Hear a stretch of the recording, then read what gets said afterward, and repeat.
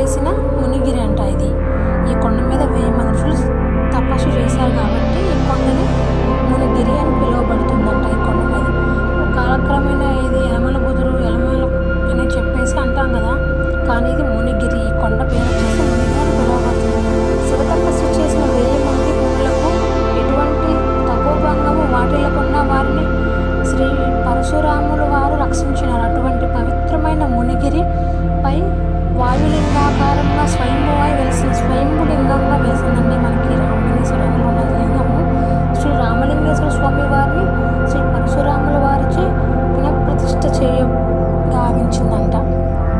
శ్రీ పరశురాముల వారు విష్ణువు యొక్క అవతారమైనందున శ్రీ పార్వతి రామలింగేశ్వర స్వామి క్షేత్రం క్షేత్రమై ప్రసిద్ధి పొందినది. ఈ శ్రీ స్వామివారు అష్టముఖి పానువట్టంపై ఉండడం ఇక్కడ విశేషము. శ్రీ మహావిష్ణువు సప్తాధారమైన శ్రీరామచంద్రమూర్తి సీతా సమేతుడై దక్షిణమున దేశ సంచారం చేస్తూ శ్రీ రామలింగేశ్వర స్వామి వారిని దర్శించారని ప్రతీతి. ఈ మునిగిరిపై నాగకన్యలు సంచరించే వారిని నాట్యం చేస్తారని ప్రతీతి. శ్రీ నాగేంద్ర స్వామి వారు ఇప్పటికీ అనేక రూపాల్లో భక్తులకు దర్శనమివ్వడం నిదర్శనం. మనమైతే ఇక్కడ పుట్ట కూడా ఉంటుంది, కడవలు ఉంటాయి, ఇక్కడ వచ్చేసి నవగ్రహాలు కూడా ఉంటాయి. కాబట్టి ఇక్కడ ఉన్న వాళ్ళందరికీ అయితే చాలా బాగా తెలుసు. ఇక్కడ లేని అయితే గుడి అయితే లేదు. పైన మనకి నాగేంద్ర స్వామి గుడి ఉంది, అయ్యప్ప స్వామి గుడి ఉంది, వినాయకుడు స్వామి గుడి ఉంది. అలాగే మనకి ఇక్కడ వల్లి దేవసేన సమేత సుబ్రహ్మణ్య స్వామి గుడి కూడా ఉంది. అలాగే ఇప్పుడు కొత్తగా మనకి నంది అభిషేకం కూడా చేస్తారు. ఇక్కడ ప్రతి దాన్ని ఏమంటారు శనివారం కూడా చేస్తారు. త్రయోదశి నాడు చేస్తారు కంపల్సరీగా నంది అభిషేకము. నేను కూడా 1-2 సార్లు పార్టిసిపేట్ చేశాను, కానీ చాలాసార్లు వెళ్ళడం అయితే కుదరదండి. చిన్నపిల్లలు కాబట్టి నేనైతే వెళ్ళలేను. సో మనమైతే టెంపుల్ పైకి వచ్చేసాము. కొండ గురించి తెలుసుకొని ఇక్కడ దర్శనానికి రాను, ఒకసారి మీరు చూపిద్దామని చెప్పి గుడి చుట్టూ చూపిస్తున్నాను. అలాగే గుళ్ళో ఎవరికైతే శివలింగం కనిపించిందో చూడండి. మనకి ఇంతకుముందు అయితే ఫోన్ అలా చేసేది, ఇప్పుడైతే ఫోన్ అలా చేయట్లేదు. ఇక్కడ కూడా మన పూజారులే కానీ ఇక్కడ ఉండే దేవుడు అంటే భయం లేదండి, భక్తి లేదండి. దేవుడు గుళ్ళోనే అది గర్భగుడిలో వెళ్ళి దొంగతనం చేయడం ఏంటండి, అది రీసెంట్గానే జరిగింది. దానికి తాళం కూడా లేదంట. చూద్దాం, అది ఎవరికో దేవుడే తెలుస్తాడు, ఎవరు ఊరికే పోరు కదా. సో అందువల్ల ఫోన్ కూడా ఎలా చేయట్లేదు. ఆ గుడి చుట్టూ కూడా నేను చిన్నవి ఉంటాయి. అక్కడ ఏమంటారు వాళ్ళని, అమ్మవార్లు.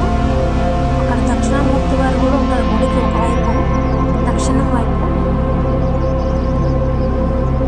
మామూలుగా అయితే ఫోన్ ఎలా లేదు కాబట్టి నేను ఏదో అందుకే అంత మీకు డిస్టర్బెన్స్గా వస్తుంది ఫోను. సో ఎప్పుడు ఏమనుకోమాకండి. మ్యాక్సిమం నేను గుడిలో ఉన్న దేవతామూర్తులను అయితే కవర్ చేశాను. అయితే గణపతి స్వామి వారు శివలింగానికి కుడివైపు ఉన్నారు, ఎడం వైపు శ్రీ వల్లి దేవసేన సమేత సుబ్రహ్మణ్య స్వామి ఉన్నారు. ఇక్కడైతే మనం చూద్దాం. బయట వచ్చేసి విజయవాడ కృష్ణానది ఈ హౌసెస్లోనే మా హౌస్ కూడా ఒకటి. బ్యాక్ సైడ్ బ్యారేజ్, అదిగోండి ప్రకాశం బ్యారేజ్ సైడ్, భారతీ సైడ్ ఇది వచ్చేసి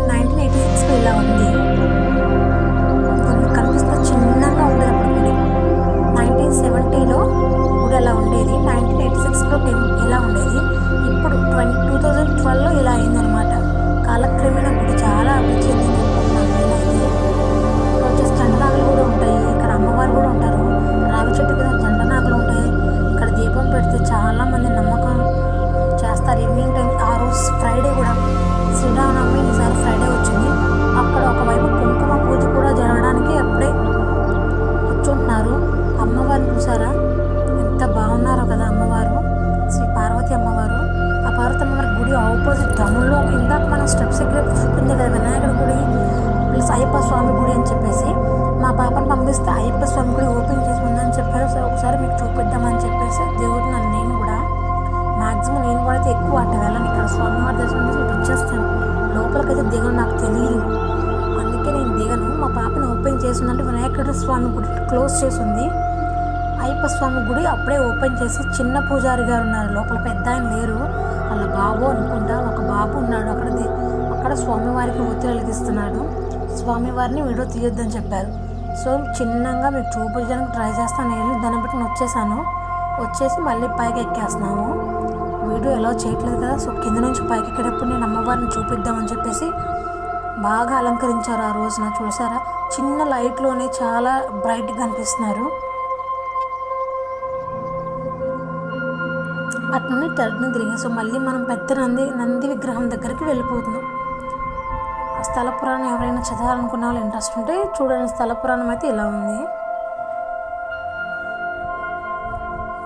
నెక్స్ట్ వచ్చేసి మనం దిగి వచ్చేటప్పుడు ఆంజనేయ స్వామి వారు మన కొండపై నుంచి కొండపైకి చూస్తే కనిపిస్తాయి కదా విగ్రహం, ఆంజనేయ స్వామి వారు. అక్కడ హనుమాన్ చాలీసా కూడా మనకి పెట్టారు, అంతకుముందు లేదు, రీసెంట్గానే పెట్టారు. ఈ షెడ్ వేసి హనుమాన్ చాలీసా ఇక్కడ రాశారనమాట. సో చిన్నపిల్లలు ఎవరైనా ఈజీగా చదువుకోవడానికి, లేకపోతే మనం అక్కడ కూర్చుని పారాయణం చేసుకోవడానికి కూడా చాలా ఈజీగా బాగుంటుంది అనమాట. అదైతే చాలా బాగుంది. అలా పారాయణ మనం గుర్తుండొచ్చు, గుర్తుపోవచ్చు. మనసుకు మనశ్శాంతి కావాలనుకుంటే ప్రశాంతంగా గుడి దగ్గర కూర్చుని మనం హనుమాన్ చాలీసా బుక్లో కాకుండా అలా చూసుకుని స్ట్రైట్గా చదువుకోవచ్చు. మీకు చెప్పాను కదా పుట్ట అని చెప్పేసి, ఆ పుట్ట ఇదేనండి, శ్రీ నాగేంద్ర స్వామి వారి పుట్ట. చాలా పవర్ఫుల్. ఇక్కడ ప్రతి నాగుల చవితికి కూడా ఇక్కడ పాలు పోస్తారు, చాలామంది వస్తారు. అది కూడా నాగుల చవితి కూడా ఇక్కడ బాగా చేస్తారు కొండ మీద. సో చీకటి అయితే అయిపోయింది, బాగా చీకటి అయిపోయింది. అన్నీ మీకు కనిపిస్తుందండి. పైన విగ్రహం కూడా ఉంది, 5 పడగల స్వామి, 5 పడగల స్వామి విగ్రహం ఉంది. మా బాబు ఏడుస్తున్నాను, నైట్ అయిపోతుంది వెళ్ళిపోదాం అని చెప్పేసి. సో ఇలాగే నా వీడియోస్ని సపోర్ట్ చేయండి, నన్ను ఫాలో చేయండి. అలాగే మన రుద్ర డైలీ బ్లాగ్స్ని ప్లీజ్ డూ సబ్స్క్రైబ్. మీ అందరికి కూడా ఈ స్వామివారి అనుగ్రహం ఉండాలని చెప్పి మనస్ఫూర్తిగా కోరుకుంటున్నాను. అలాగే మీరు కూడా విజయవాడ వచ్చినప్పుడు అయితే మన స్వామివారిని దర్శనం చేసుకోండి, చాలా బాగుంటుంది గుడి. అక్కడ కాసేపు కూర్చున్న పీస్ఫుల్గా ఉంటుంది, పైకి ఏ సౌండ్స్ వినిపించవు, ఫ్రెష్ ఎయిర్ ఉంటుంది. అలాగే మనసుకు కూడా ప్రశాంతంగా ఉంటుంది. ఎవరైనా జపాలు చేసుకోవాలన్నా, నామాలు చదువుకోవాలనుకున్నా మనం ఈ టెంపుల్కి వస్తే చాలా బాగుంటుంది అన్నమాట. అందుకే ఈవినింగ్ టైం చాలామంది ఆ పైన స్పేస్ ఉంటుందండి, పైన కట్టారు ఇప్పుడు కొత్తగా. కార్తీక మాంసంలో దీపాలు వెలిగించడానికి ఇది ఎంత సరిపోట్లా. అక్కడ కింద ఎదురున్న కనిపిస్తుంది కదా, ఈ స్వామివారి వరకు కూడా దీపాలు వెలిగిస్తారు పైన స్టార్ట్ చేసి. సో ఇప్పుడు అలా లేదు, ఇందాక మీకు చూపించాను కదా 3 స్టోరీ బిల్డింగు, పార్కింగ్ పైన అది ఎగ్జాక్ట్ మన పెద్ద నంది విగ్రహం ఉంది కదా, ఆ విగ్రహం వెనకాల వస్తుంది. అక్కడ